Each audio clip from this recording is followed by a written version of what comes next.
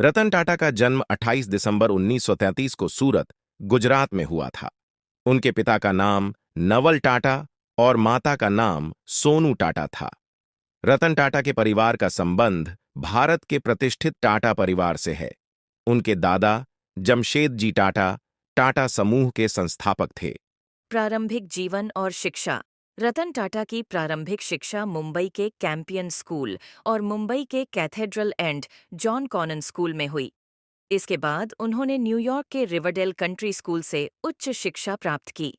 रतन टाटा ने कॉर्नेल विश्वविद्यालय से आर्किटेक्चर और स्ट्रक्चरल इंजीनियरिंग में डिग्री हासिल की और उसके बाद हार्वर्ड बिजनेस स्कूल से एडवांस्ड मैनेजमेंट प्रोग्राम पूरा किया। करियर। रतन टाटा ने अपने करियर की शुरुआत टाटा समूह में 1961 में की। उन्होंने टाटा स्टील के शॉप फ्लोर पर काम किया और विभिन्न पदों पर कार्य किया। 1991 में रतन टाटा ने Jr.D. टाटा के बाद टाटा समूह के अध्यक्ष का पद संभाला। उनके नेतृत्व में टाटा समूह ने अंतर्राष्ट्रीय स्तर पर कई बड़ी कंपनियों का अधिग्रहण किया, जैसे टेटली, जगुआर लैंड रोवर और कोरस। रतन टाटा के नेतृत्व में टाटा समूह ने कई महत्वपूर्ण परियोजनाएं शुरू कीं, जिनमें टाटा नैनो, सबसे सस्ती कार, और टाटा इंडिका, पहली भारतीय डिजाइन और मैन्युफैक्चर की गई कार, शामिल हैं। उनके नेतृत्व में टाटा समूह ने न केवल व्यावसायिक रूप से बल्कि सामाजिक रूप से भी महत्वपूर्ण योगदान दिया। व्यक्तिगत जीवन और सामाजिक कार्य। रतन टाटा अपने निजी जीवन में बेहद साधारण और विनम्र व्यक्ति माने जाते हैं। उन्होंने कई सामाजिक और परोपकारी कार्यों में सक्रिय भूमिका निभाई है। टाटा ट्रस्ट्स, जिनके वह अध्यक्ष हैं, शिक्षा, चिकित्सा, ग्रामीण विकास और कला के क्षेत्र में महत्वपूर्ण योगदान दे रहे हैं। सम्मान और पुरस्कार। रतन टाटा को उनके योगदान के लिए कई राष्ट्रीय और अंतर्राष्ट्रीय पुरस्कारों से सम्मानित किया गया है। उन्हें 2000 में भारत सरकार द्वारा पद्म भूषण और 2008 में पद्म विभूषण से सम्मानित किया गया। इसके अलावा उन्हें कई विश्वविद्यालयों से मानद डॉक्टरेट की उपाधि भी प्राप्त हुई है। रतन टाटा ने 2012 में टाटा समूह के अध्यक्ष पद से सेवानिवृत्ति ली, लेकिन वे टाटा समूह के मानद अध्यक्ष बने रहे। उनका जीवन और करियर अनेक लोगों के लिए प्रेरणा का स्रोत है। रतन टाटा के नेतृत्व में टाटा समूह ने कई बड़े अधिग्रहण किए, जिनमें कुछ प्रमुख हैं। टेटली 2000। यह अधिग्रहण टाटा टी द्वारा किया गया था, जिससे टाटा समूह विश्व की दूसरी सबसे बड़ी चाय कंपनी बन गई। Jaguar land rover 2008।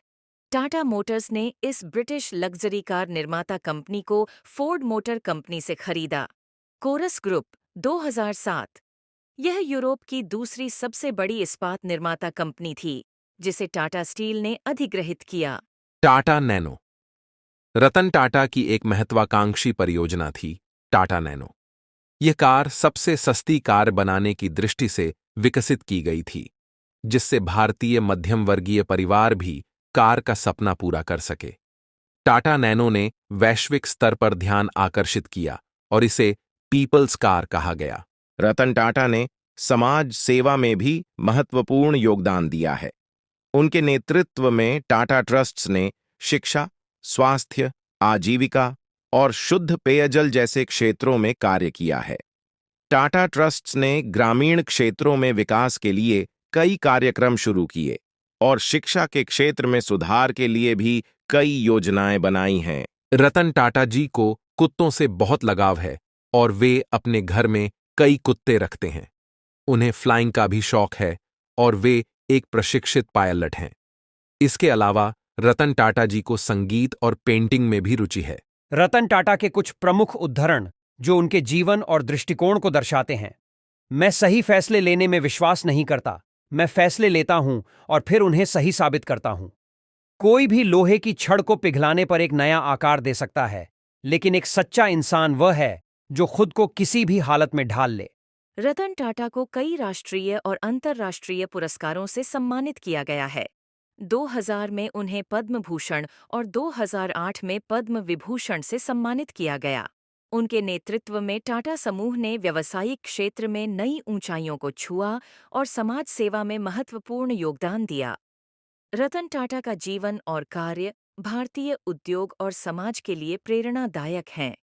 उनके नेतृत्व और दृष्टिकोण ने टाटा समूह को विश्व स्तर पर पहचान दिलाई और उन्होंने व्यावसायिक उत्कृष्टता के साथ सामाजिक उत्तरदायित्व का अनूठा मेल प्रस्तुत किया।